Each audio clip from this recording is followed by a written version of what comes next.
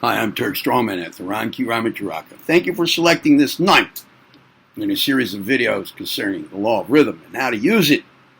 Before continuing, if you like the video by the time it's over, then, as I will probably remind you to do, give it a thumb up, please. And if you haven't done so already, then please take the time right now to subscribe to this channel, activate the notification bell feature, and as always, share the joy of the channel with others. And those things having now been humbly requested. The law of rhythm!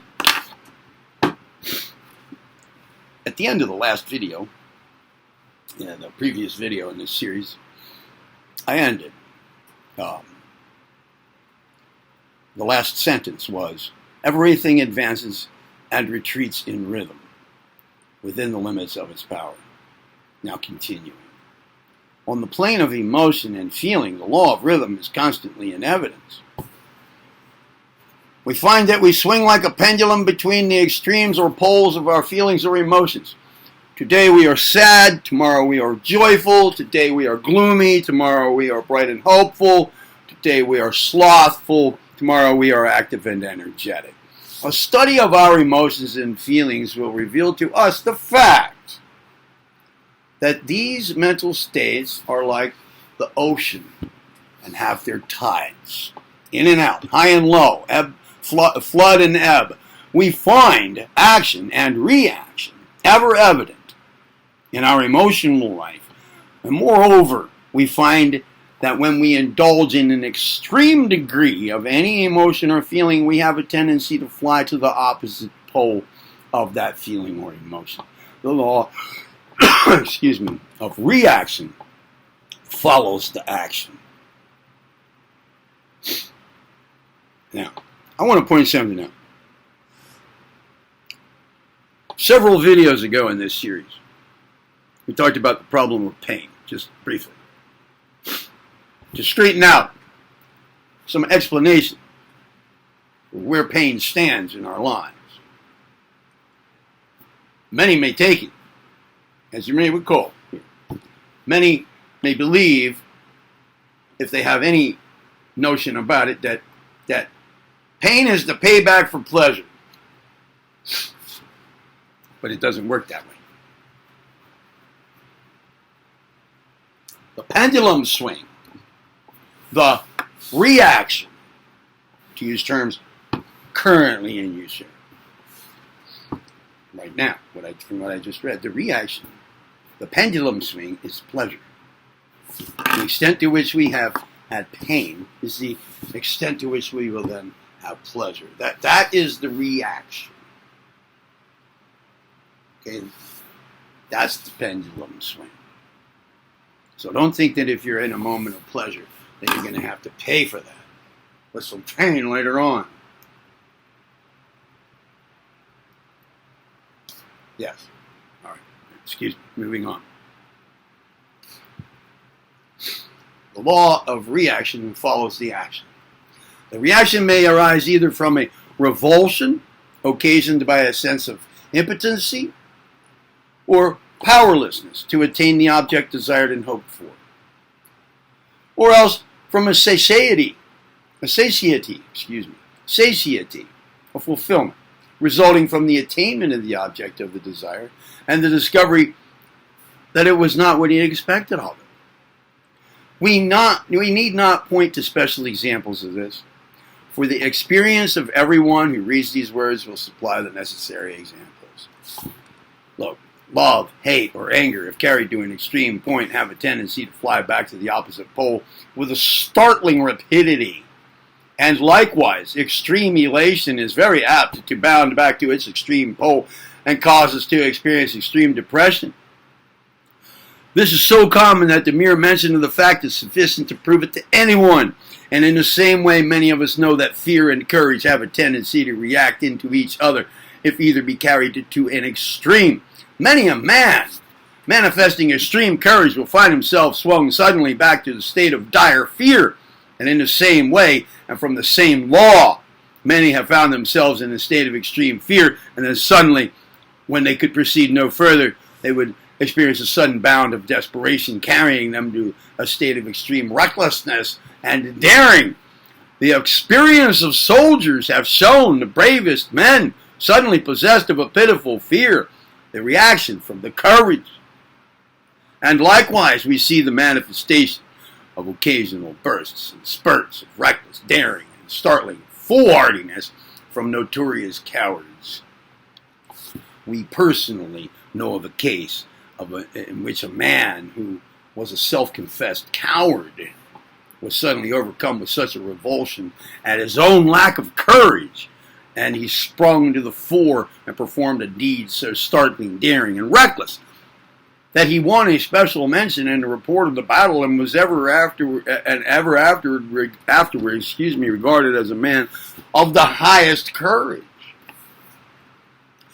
Persons who dwell principally on the plane of the emotions live in a state of alternate heaven and hell. Now enjoying to the fullest the upward swing, they revel in the ecstasies of emotional feeling until they feel as if they were indeed gods.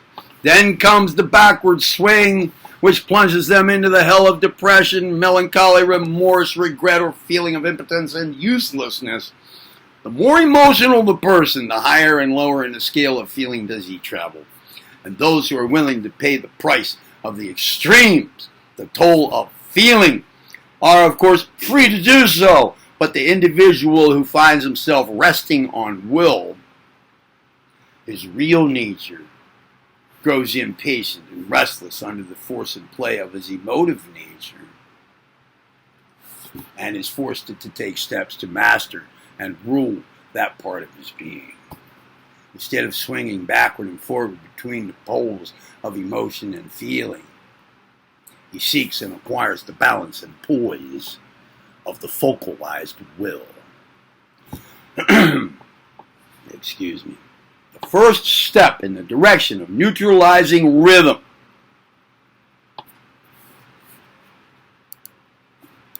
lies in the realization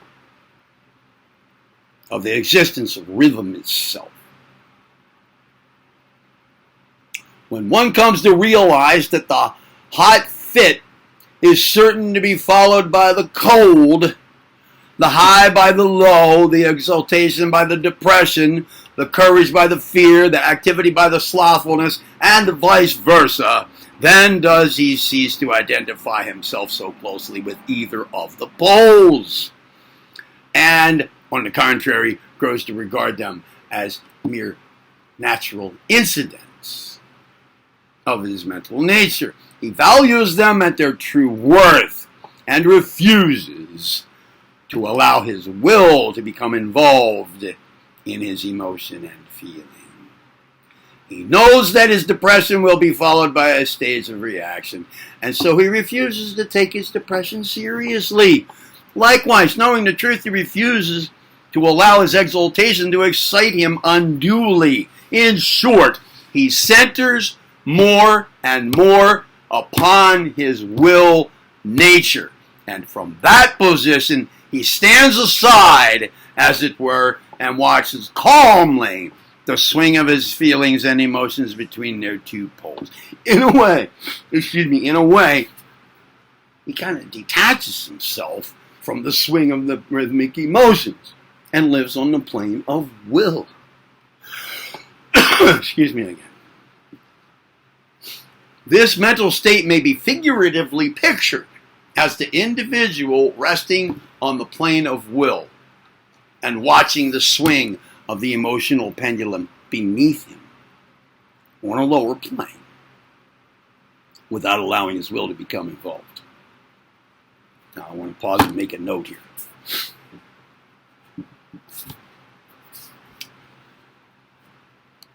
When we read of knowing the truth, he refuses to allow his exaltation. In short, he centers more and more upon his will nature. And from that position, he stands aside, as it were, and watches calmly. What we're talking about here, one aspect of what's going on here is we're talking about something that I like to call core control. The core of our being, right? The true self, the ego. will focalized. Will focalization. When we are centered in that, this is let's say at our core. I'm not talking about the physical core, the torso, core exercises like that, but gaining control, mastery over our lives from this will focalized state or position. I call that core control. Now, it sounds a little bit like a nuclear power plant, Core control, the core of the reaction of the nuclear event going on. Well, you want to have core control, right? Control at that core. Core control. I like to call this thing here that we're talking about core control. Establish true selfhood, and then establish core control over your life. Control from that core. Right. Just wanted to point that out because you may hear me use that term somewhere else, and you'll know what I'm talking about.